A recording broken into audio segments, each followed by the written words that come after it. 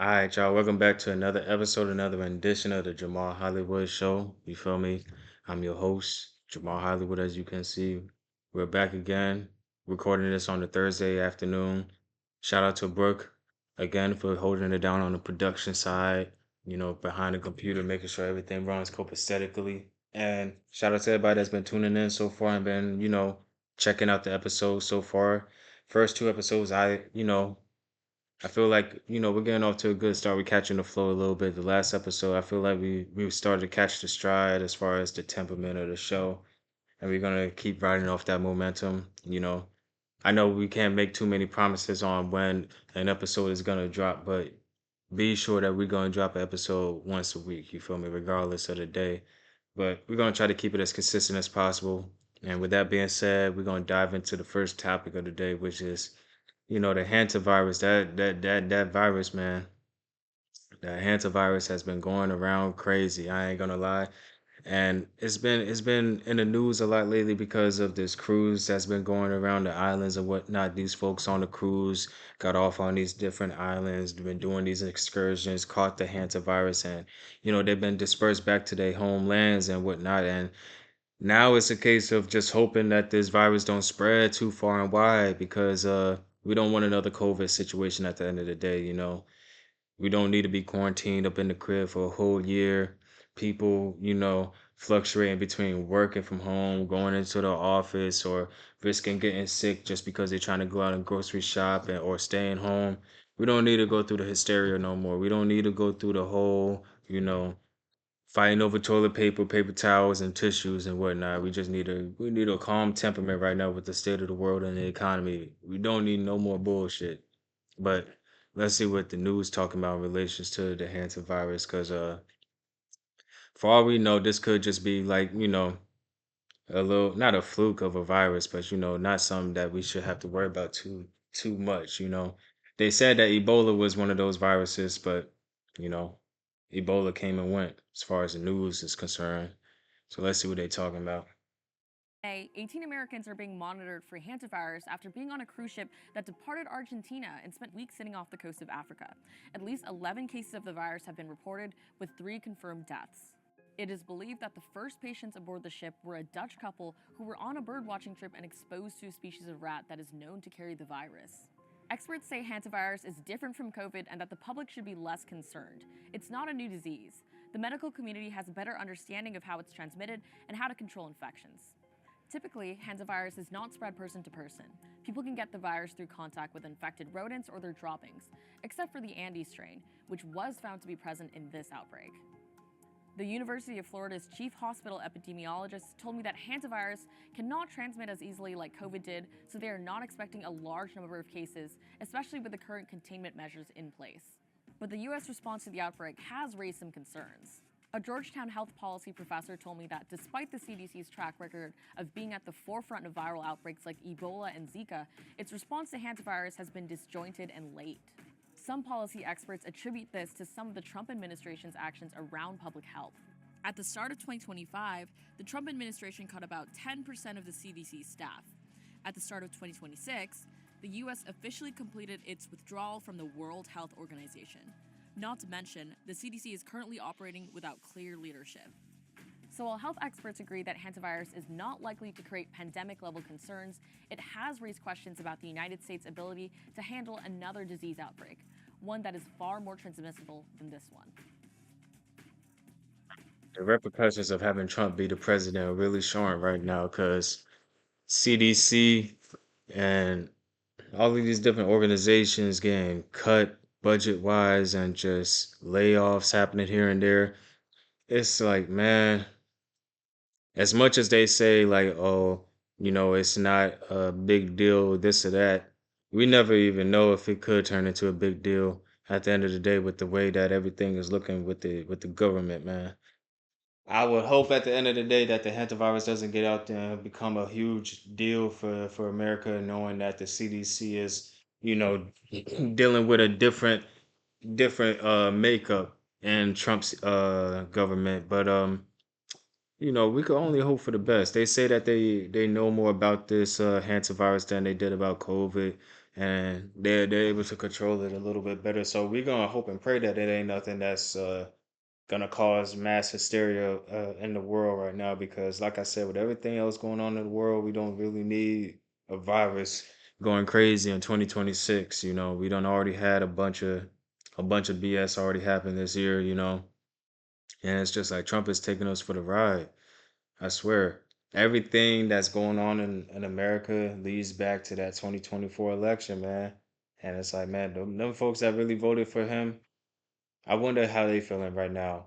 I wonder if they still feeling like, okay, this is our guy, like he really gonna see our vision through. Well, what was y'all vision, honestly?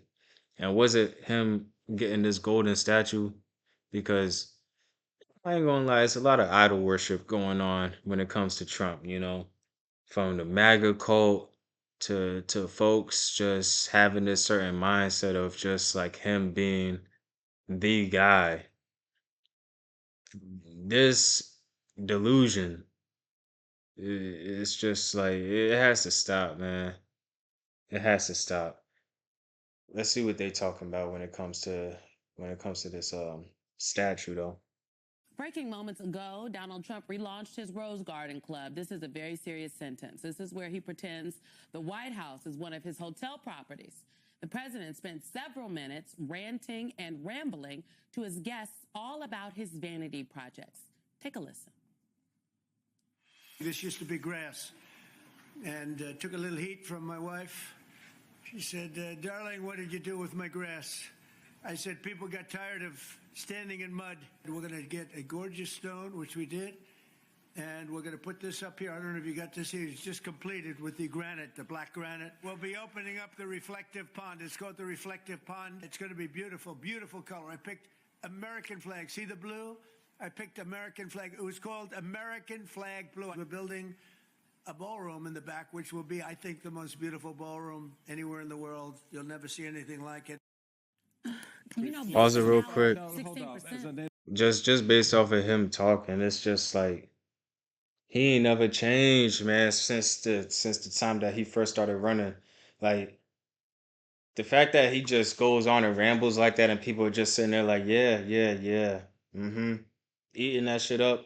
Like he ain't saying nothing at the end of the day. You feel me? He BS his way into the seat in the White House, and now it's just like he's doing whatever he wants. And all of these quote unquote vanity projects that they talking about, I feel like it's real important that they use that word vanity because, like, at the end of the day, that's all this is. When I talk about idol worship and all of that, that's what I'm referring to. Like, it's a lot of materialistic things that Trump is putting his energy into that just make up for idol worship at the end of the day. Like the MAGA cult, the merchandising between his first election till now, and just like the propaganda, the statues, the Trump phones, everything is just like gearing towards a dictatorship at the end of the day with his form of propaganda. And let's keep rolling the video, see if they actually show the statue. Of Washingtonian, I'm sorry, reflective pond. What planet are you from? You're the president of the United States. You don't know the reflective pond? Seriously? Reflection pool, baby boy. Come on, wake up. I'm sorry, but this is just ridiculous. I gotta pick something. No, you're right. He should know what it's called. I think you're right. Reflective pond. What he's doing at the White House is ridiculous. It is.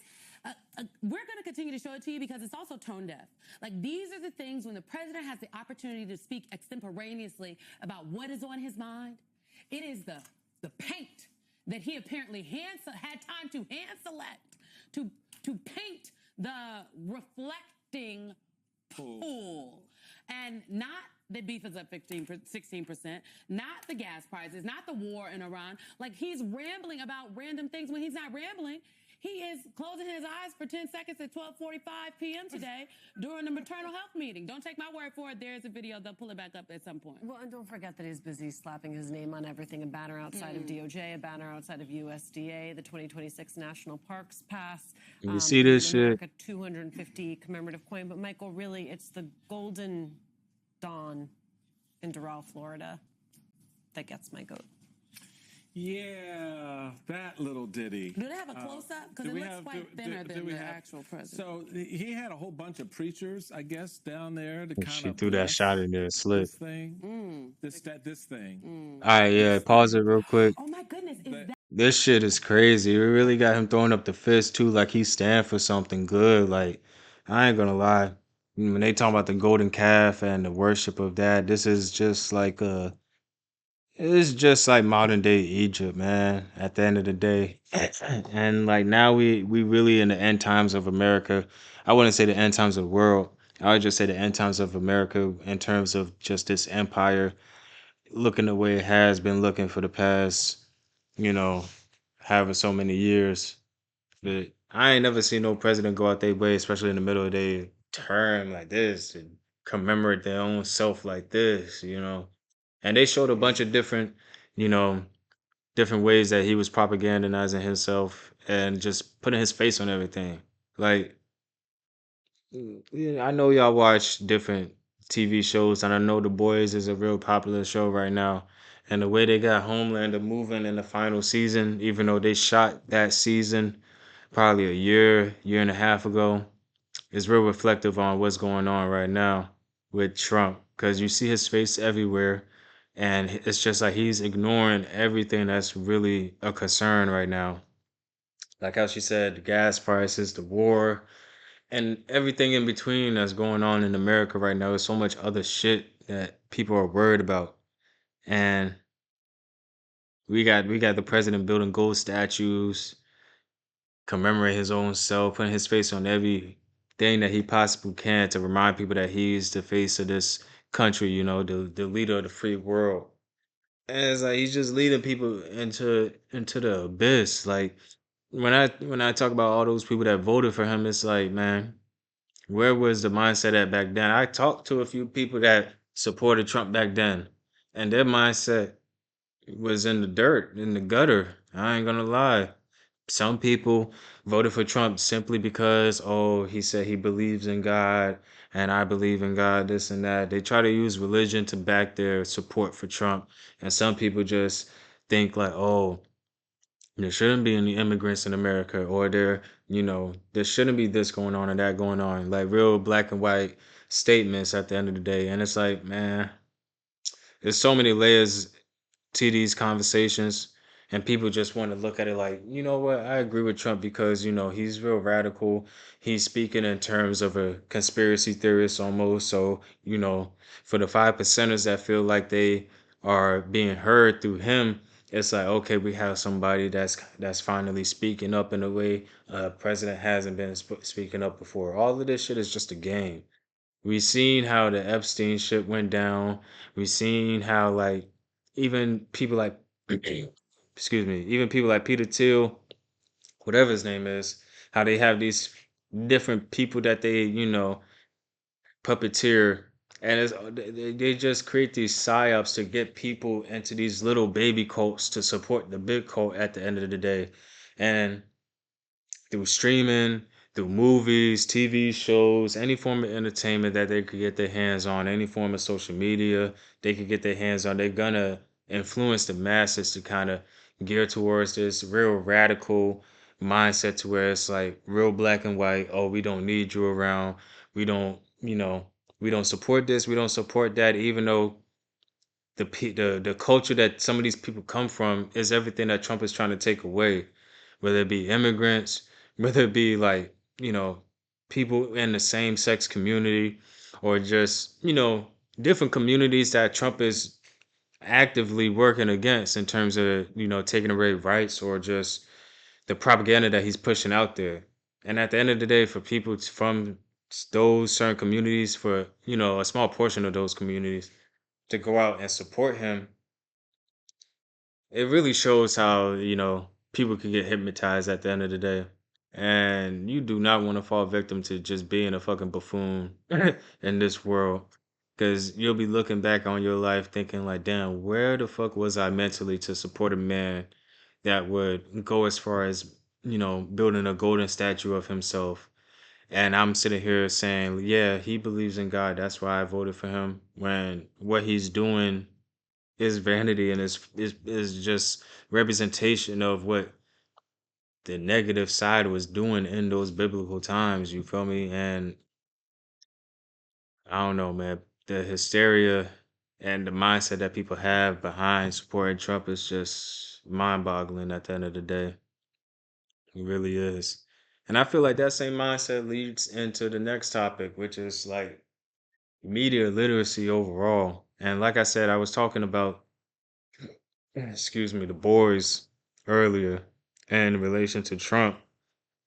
And for those that watch this show and that has been watching this show since the beginning, y'all already know that Homelander,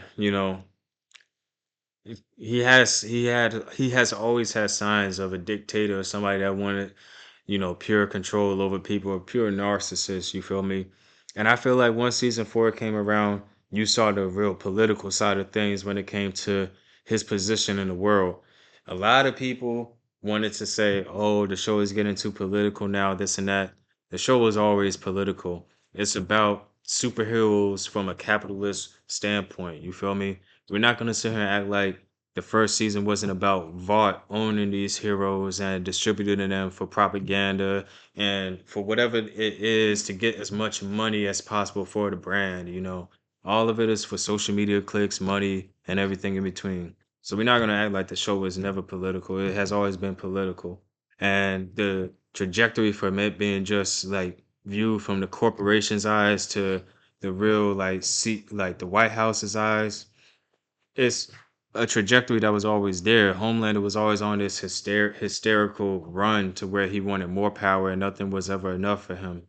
Season 4, we get to the point where, yeah, he wanted complete power because he started to view humans as, even not just humans, but the people that, brought him into this world. He found out the real story behind him. He lost all sense of humanity after a while, and wanted to display himself as above the human race because he already viewed himself as that. We're at a point now in the show where people are just like, oh, I don't understand why the writers are doing this or that, why this character is acting this way. And a lot of these questions that people have, I feel like they can't even be answered until the season is resolved. And another thing is like a lot of people, what I've noticed in the 2020 eras especially, is that people in the beginning would say, yeah, we like this, we like this, we like this. And as soon as like a monkey wrench gets thrown in there, like for instance in season 4 they started to introduce the real political side of things. As soon as that got thrown in there, a lot of people, not a lot, but a few people out there was just like, oh, the show is getting too political, this and that. Oh, the boys fell off and this and that. Now we in season 5, and it's like, oh, I don't understand why they doing this, and it's nothing but complaints every episode. And it just seems like the more that the show really, I know the show has always been like a parody of certain comics or certain heroes, or it has its own flair when it comes to comedy and the vulgarness of it. But like for one to act like this show was supposed to be taken way, way more serious than what it was, is crazy because like if you watch the first couple seasons, you already know that this show wasn't supposed to be like a super serious show. Yes, it has high stakes throughout and it has moments where you really do care about the characters and whatnot, but this is not like you know, a show that's just all the way dramatic, all the way just, tunnel vision on just being low browed. And with that being said, people are kind of like, when people say the show is losing the plot, I feel like a lot of people are losing the plot on the show. Like, the show was always meant to have this political message with these characters that kind of reflect real life and, some of the comic book world that we are used to. And it's not satire, I would say. I wouldn't say it's satire, but it's like in a sense like the character right there, Homelander, like he's like a little a mimic of a Superman, you know? Yeah, and it's like the dude on the right, Soldier Boy, is like a little mimic of Captain America. So like that's what I mean by like, parodying like the comic books that we already know. And like when you watch the show, you'll see like okay, like the guy that looks like Captain America, he was like one of the first people on like the superhero team or whatever. So it's like you know how Captain America comes from like the 60s. It's the same with him. So it's just little stuff like that. And like the Superman character, he's not an alien, but he was like made in a lab. So it's just like little things that they take inspiration from or just kind of like, show you like this character is a reflection of this. But once season 4 came around, a lot of people started to see that Homelander was a true reflection of Trump. But everything that was going on with Kamala and Trump at the time, like this show had already wrote its season prior to the election run even happening. So like that summer of 2024 when the show was coming out, when the election run was happening, it was like, oh, like this show is really reflecting real life because they had a woman that was running for president who was brown skinned, looked like it could have been a reflection of Kamala, and then you got Homelander who's trying to overtake, the government in a low key way, and the more crazy he get, the more it sound like okay, like he's supposed to be a reflection of Trump in a little way.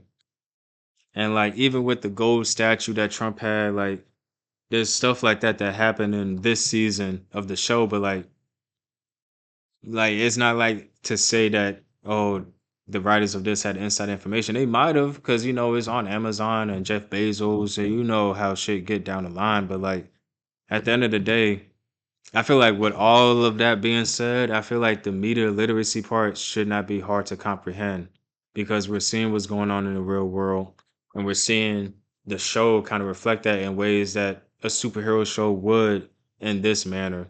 If this was Marvel or DC, yeah, it would be a lot more serious and it would be like, okay, we're not going to make jokes here or there and like we're not going to go this route with the writing.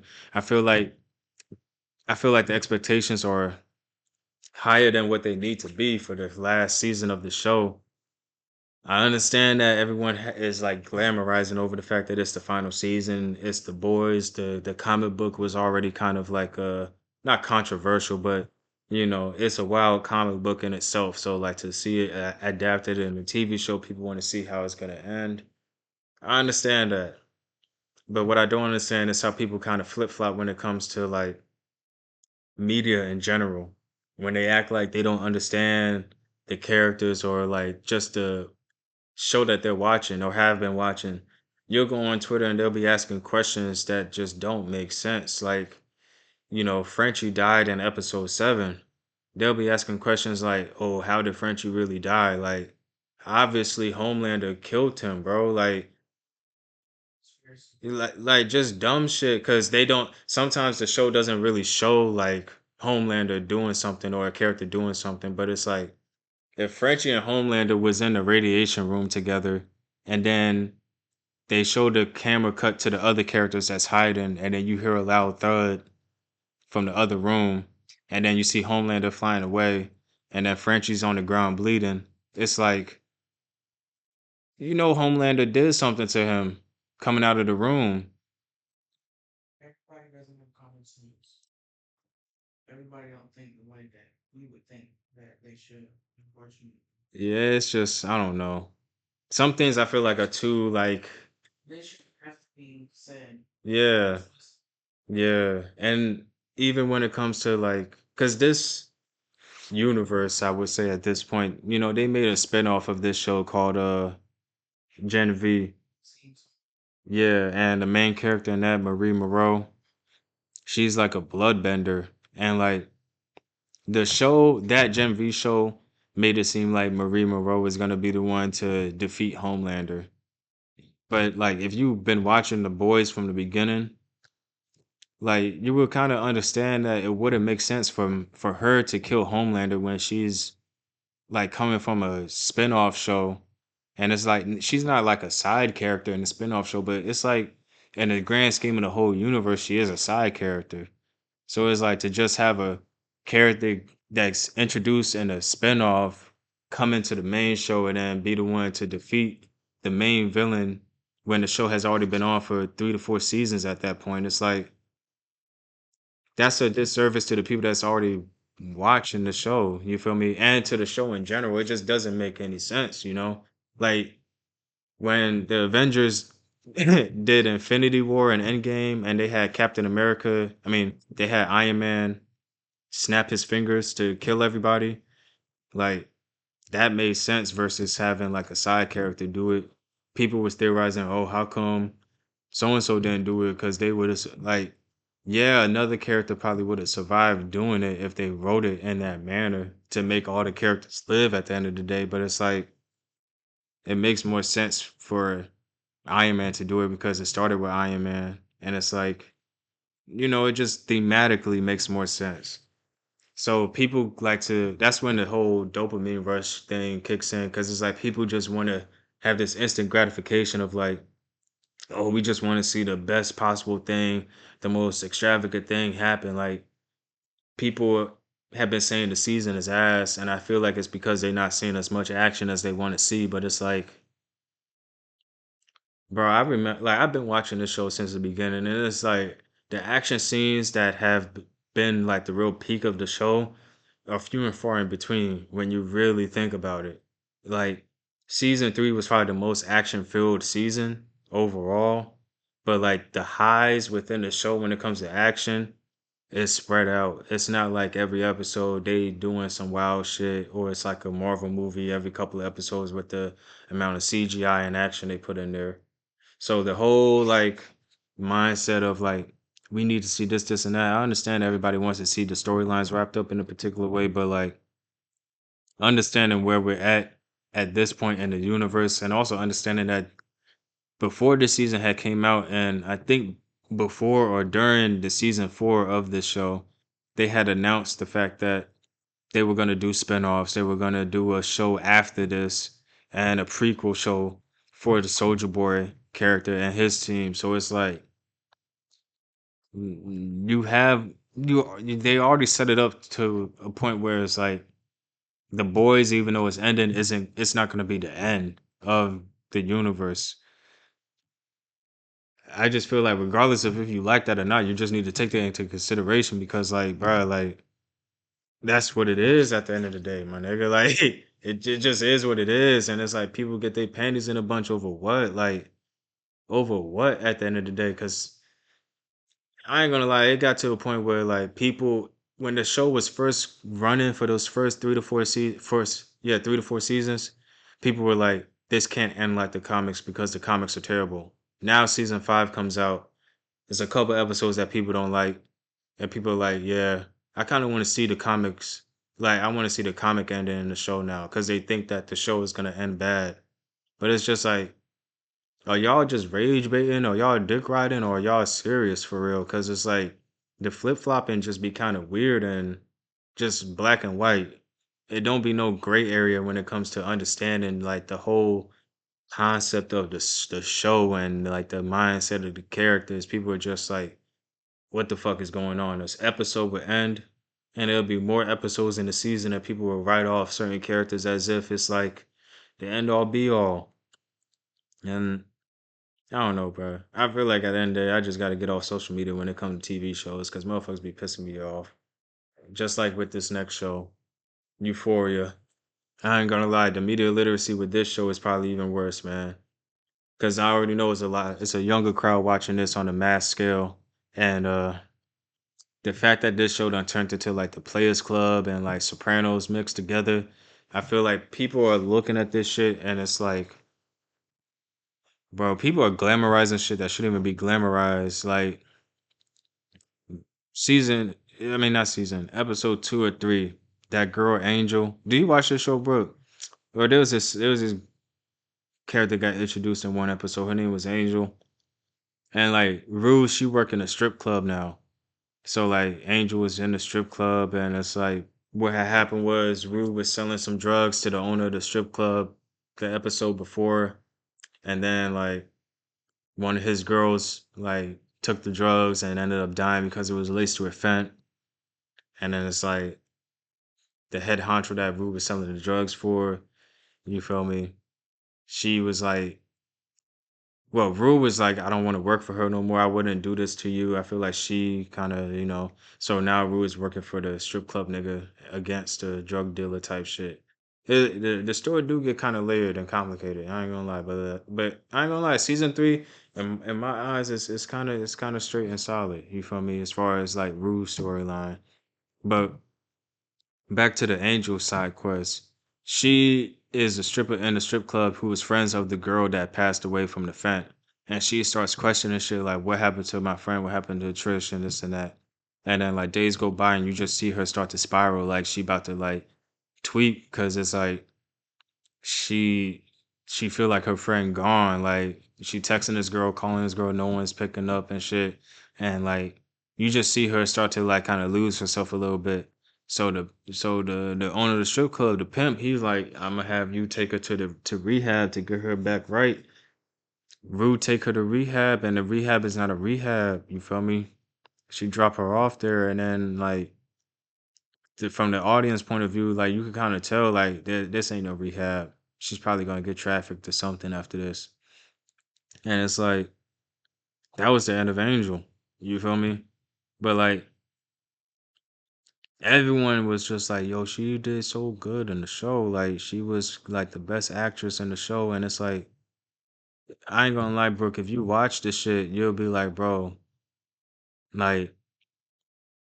She's a spicy white Latina that said nigga a couple times in the show, and it's like people are acting like she did a phenomenal job. And like one thing I don't like is how like since I feel like this show caters, or not caters, but it attracts the white younger audience more on a grander scale.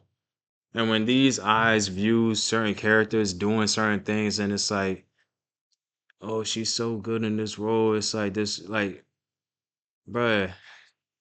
Yeah, it's like, bruh, like, I ain't gonna lie, like, was the acting good? Yeah, it was good. Was she the best actor in the show? No, she wasn't. And we're not finna act like her having this scene in this show is gonna justify like any of it. Like I said, at the end of the day, she's a spicy white Latina that said nigga a couple times in the show, and it's like, yeah, obviously that's the one that y'all feel like is doing the best one. B- Yeah, yeah. I be peeping the little shit that be going on like with this show. This show is very meta in a way. Cause even with Sydney Sweeney's character, it's like I feel like her character is herself at the end of the day. The way that she's exploited in the show is is a true reflection of how her career is. Like her career is nothing but exploitation based off of this show because this show started her career. So it's like in this show she's always been exploited as a woman. Like just her being a woman with big boobs. For real, for real. Her being a blonde woman with big boobs has her exploited in the show. Like the director got her pulling her titties out and shit. And that no, for real though. And so like that allowed her to get her name out there, you feel me, on a grander scale. People know Sydney Sweeney because of Euphoria. Season 2 to be specific, where she was like she had the whole storyline with Nate. She took her best friend's boyfriend, caused a bunch of hysteria. Yeah. That was the friend. Yeah, that was Nate's first girlfriend. So like boom. Like the whole caricature of Cassie is what Hollywood wants in like a woman that is willing to be exploited in Hollywood. Like it's that's why I say the show is meta because it's like Sydney Sweeney is doing what Hollywood would want a girl in her position to do, and is being showcased because she's also a woman in the show that's trying to start an OnlyFans slash porn type of career. So it's like the whole exploitation of like selling your body to get further and deeper into Hollywood is exactly what's going on with her because she in every episode is doing something more explosive and especially this season because she's already posing as an OnlyFans girl in the show. So it's like when you really think about it, hold on, because the battery died. Reason why but Zendaya being on drugs is the reason why niggas even started watching the show. Like, because it was supposed to be on some like Requiem for a Dream type of timing or like, them early 2000s movies where they have a, you know what I mean? So I'm thinking like, yeah. But back to the exploitation. Like, you feel me? You peep the layers of the exploitation, right? She's the OnlyFans girl in the show. And they actually got her doing this shit in the show, like posing in different outfits and shit, acting like a dog and whatnot. And it's like, oh yeah, that's a lot. You feel me? She grown now, like in real life and in the show, but it's like, damn, it is. Skips. Yeah, like they out of high school. I don't know how far out of high school they are, but they ain't. I don't think none of these characters are supposed to be older than 25. I think they still supposed to be like 20, around 22, because Cassie and Nate got married. Next episode, they broke up. Yeah, she get wild. She was already trying to do that before the wedding. Like before the wedding, she was talking about she was gonna do that because she wanted to have a bouquet of flowers, and the bouquet costed $50,000. So she was like, I could sell some pictures online, this and that. Yeah. Hey, no, I'm just saying, like the way the show was moving, it's like she gonna do all this just with some flowers, and it's like, all right, now in the storyline, her and Nate done, and it's like she really she rising up in the game as far as like the OnlyFans and the money that she making, and Maddie, Nate's original girlfriend, she's her manager. Yeah, shit get wicked. So Maddie is basically like a social media pimp, like in a way. I don't know the big girl, like the Latino one. Wasn't she like Latino in the first season? Nah, that's yeah. But that girl, yeah, she not on there no more. She don't fuck with the director, I don't think. It would have been valid to have her character because of this storyline. It would have been like it could have been like, oh, so and so Ben did that. So like, but they don't even have her. They don't even mention her in the show. Of the first season. That's what I mean. Word. I just feel like overall, when it comes to the media literacy with this show, people get online and draw all of these conclusions like, oh, I feel like Alamo is a good guy. He's really, first of all, bro, like, why are we glamorizing anybody in this show? Everybody is a bad person in the show. Like, Alamo is a pimp who owns a strip club. We not gonna act like this pimp got a soft spot for Rue just because she like girls. Like, it don't get down like that. Like, and we not gonna act like Lori and them got like some type of kindness in their heart at all. Like, these are all bad people. Even like Faye, people try to sympathize with Faye. Like, bruh, she's literally one of those people that just allows things to be just because they're comfortable in the position they are right in the moment. Like, she's dealing with a bunch of racist redneck folk that just like that's selling fent, got her running across the border doing this and that. And yeah, she could leave, but she's not. Like, she's there. All of these people in this show is kind of bad people in a sense. The only one that's kind of like teetering the line of being a good and bad person is Lexi. But that's mainly because she leaves herself out of these situations that the others put themselves in. It's not because she's a better person than them. It's just because her life is in a different route. You feel me? She doesn't put herself in that situation. But everything when it comes to the exploitation in the show should not be glamorized. Like Jules' character being the one to come out of high school, wanting to pursue art, and then transitioning into an escort, basically, like a woman that just gets paid to be someone's side bitch, like, because the whole show is about exploitation now. Like, it went from it's about drugs and exploitation, but it's like it focuses less on the drugs now, more on the exploitation, because they're trying to sell the sex in the show, because So, that's why it's an Ouroboros, because it's like it always comes back to Sydney Sweeney, because it's like Zendaya was a star before this, and she's gonna remain a star, right? So it's like people came for season 1 and 2. People came to the show for Zendaya. Like, We're gonna watch her do this acting job, and we're gonna see where her story go. Season two, they made it clear that they was splitting like the importance of the show between Rue and Cassie in terms of like main character or like characters you should really care about. Like they invested a lot into Cassie's screen time and the whole storyline with her taking Maddie's boyfriend and that shit. And I ain't gonna lie, there's a lot of layers within this show that they just dropped. Like that nigga Nate was DL for a little bit. That nigga was definitely DL, and now it's just like they just dropped that shit. Or like the fact that Jules, like, respect to the community, but she's a trans, so it's like it's a lot of layers to that, bro. Like Nate had a little crush on her, I think, and then like he also had a bunch of dick pics in his phone. Like, nigga, you kind of weird for that. But it's like, yeah, his dad was gay too. Right. Yeah, first episode he fucking Jules. Like the show is traumatizing. Yeah, The show is this that shit is crazy. Yeah, like what the fuck are we doing, bro? What are we doing, bro? What are we doing? Yeah, and it's like it all comes back to sex and getting high. Like Rue, we don't even see Rue get high no more. Season three, we didn't see her high the whole season except for like a little like flashback scene. Nah, Stormy Reed, she's not in this season. At least I ain't seen her so far. I doubt she coming back. There's certain actors and actresses I could see not coming back to this just because like this really don't fit Stormy Reed brand no more. I ain't gonna lie. I don't know what she doing. Not a role, like something for her to step out of her comfort But zone.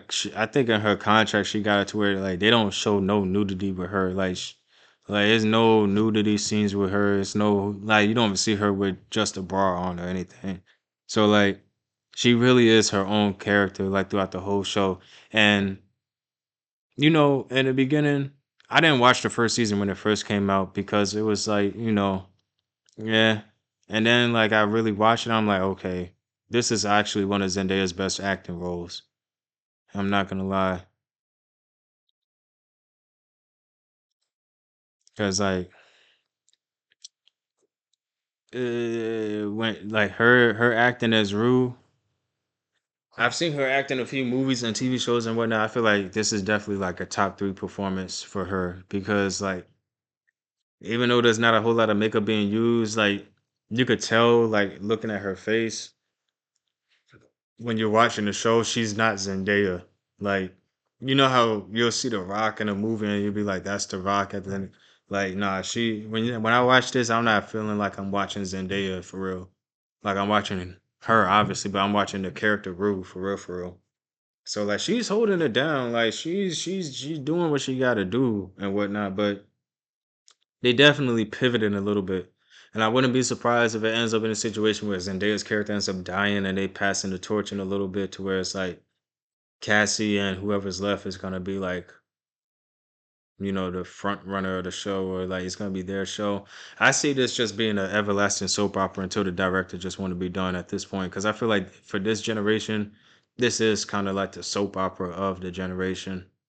Because like it has the sex, the violence, the drugs, and all of that people are like scared of and glamorizing at the same time. And it's doing it in both ways. Like they had an episode where Jules was dead ass tied up and saran wrapped in her apartment by her sugar daddy.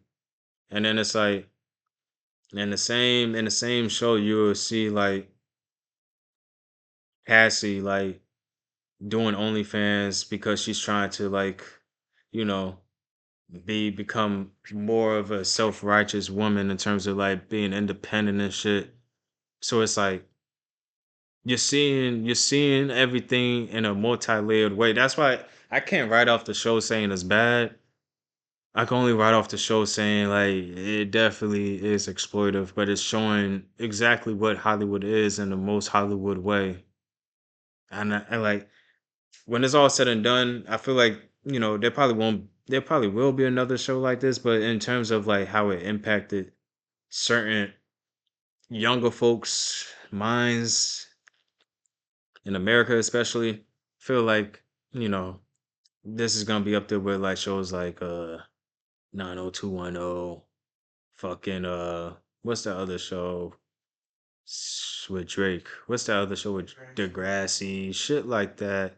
People look back on it and be like, yeah, yeah, Euphoria. What a fucking ride. People would smoke a cigarette while thinking about this. Feel like, damn, remember the times. But yeah, I think Zendaya's gonna die by the end of this season. Yeah. Honestly, I don't think that she wanna be in the show no more. If you look at the way that the show is paced and the way that the actors film their scenes, it kind of just feels like, yeah, it's the end of the ride for certain characters. Cause like that dude Jacob Elordi, he bigger than this show now. I feel like Zendaya has already been bigger than this show. The only one that could possibly still need it or use it in a way to kind of like push a little bit further is Cassie's character, Sydney Sweeney. But more so as like, okay, this is like fully your show now without Zendaya. But that's that on that. Moving on to, you know, movie news that's, you know, coming up. We got a couple movies that's intriguing that's coming out in the next couple of weeks. This first one I think is coming out, I want to say next weekend on the 20s. Yeah. I love boosters. The same guy that made Sorry to Bother You made this movie right here. It's Kiki Palmer, Demi Moore. I think Lakeith Stanfield is in here. It's a few notable names in here. So we're gonna check it out, see what it's saying for. Bitches. Chrissy Smith knows we exist. Forward philanthropy. I know how to spell philanthropy. You okay? I ain't gonna lie. I feel like the main reason why I would watch it is because that's the same dude that made Sorry to Bother You. And when I saw the trailer for Sorry to Bother You, and then when I actually saw it in the theater, it surprised the fuck out of me. Like the story went like the trailer showed what was gonna happen in no. The trailer had scenes from the movie, but like the whole second half of the movie, to my knowledge, I don't remember seeing any of that in the trailer. So when the twist happened and like the story kept going, it was like it became a lot more interesting. You know, it's one of my favorite movies still, and I feel like I don't know if this has the same potential as far as like adding in a major twist that'll like fuck with your mind and whatnot, but I don't know, maybe like the concept and just the directing and the production seems like it's of a standard that's kind of exciting. Get people, a different experience on just like, this the mundaneness that's kind of been coming out. Everything's kind of just like the same flat color scheme. So like, this is a lot more colorful, a lot more like eccentric in terms of like the people that they casted and just the way that they produced it. So maybe it could be a bright spot for like the summer, you feel me, because of that. But this next one I'm gonna see for sure. I ain't gonna lie. Back rooms. I found something.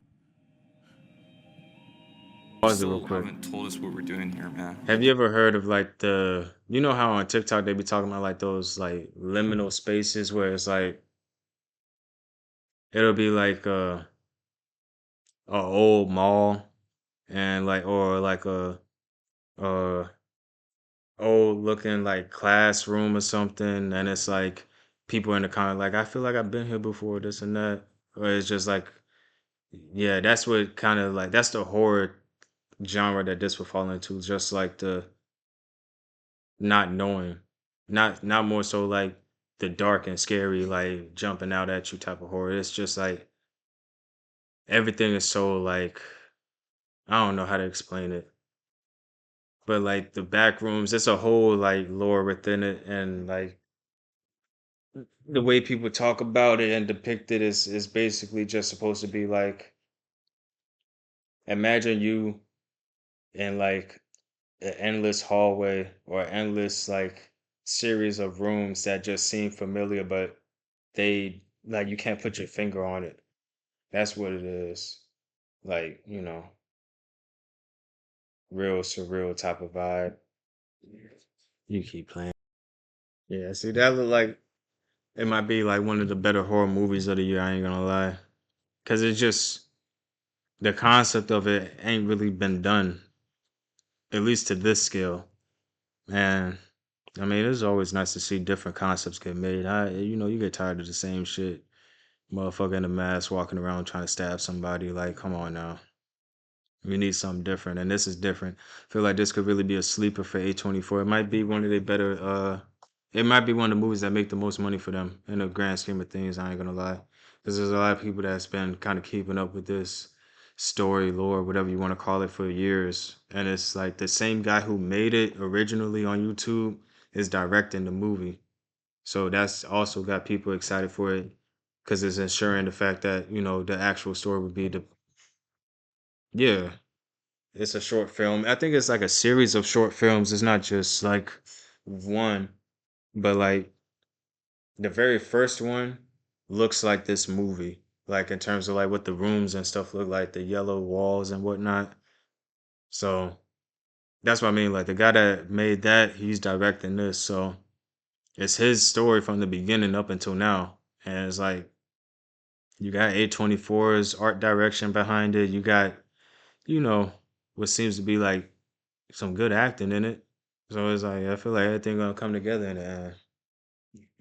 Lastly, what do we have? This movie is coming out this weekend, so we're gonna see. I think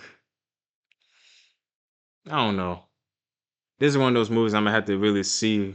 Like, regardless of how much I see in this trailer, I feel like it's not even gonna tell me enough for me to get an understanding. I just have to go in there and see it. But yeah, we're gonna dive into it. She was dead. What she want with us now? Where she been at? She's on her deathbed. If we don't go now, this might be our last chance. Fire in front of your kids, then abandon them. We ain't killers. How we gonna live with ourselves if we do this? Find him. Lady by the name of Divine. So y'all think y'all just gonna kill him?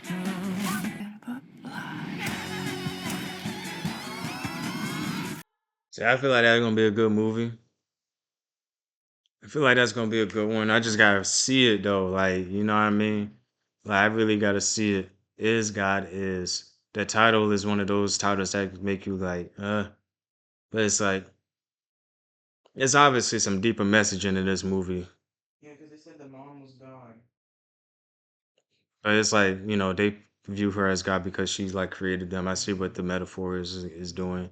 She also had three women braiding her hair when they walked in there. I feel like there's a bunch of layers to this movie that people will have to dissect after a while, you know.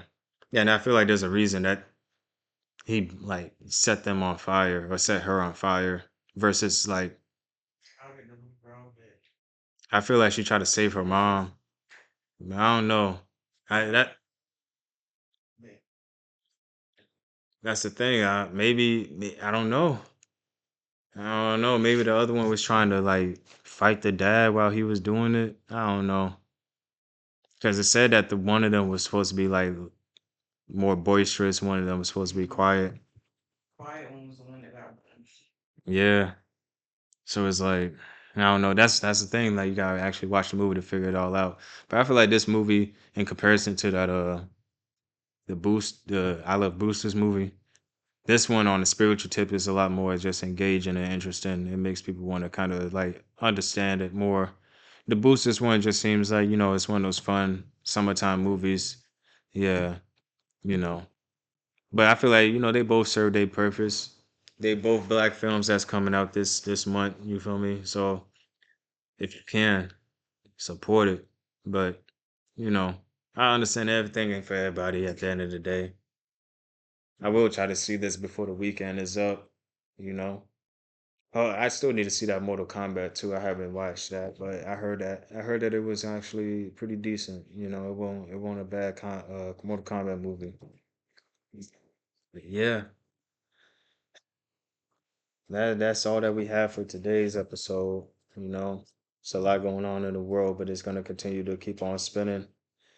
Um, as you all may know, um, we're gonna come out with these episodes every week. This episode will come out on a Saturday, so you guys can expect to see this on a Saturday in the AM time. So we're gonna stick to that promise. Moving forward, like I said, we're gonna try to keep it consistent, whether that uh be us having the episodes every Saturday or just being consistent in terms of putting out an episode once per week. It'll get done regardless. You feel me? Just know we're gonna be here. We're gonna keep on recording, making this content happen. You feel me? Until it get up to where it need to get up. You feel me? I like to shout out to everybody that's watching, that subscribed to the channel, that's gonna tune in, that hasn't tuned in, that's like gonna find this months from now. You know, it's good conversation to reflect on. Just know I wasn't alone getting it done. Shout out to Brooke for holding it down on the production side, making sure everything flows correctly. You feel me? And yeah, we're gonna keep on doing our thing, and we'll see y'all on the next episode. Feel me? That's that. Matthew 18:20. House head.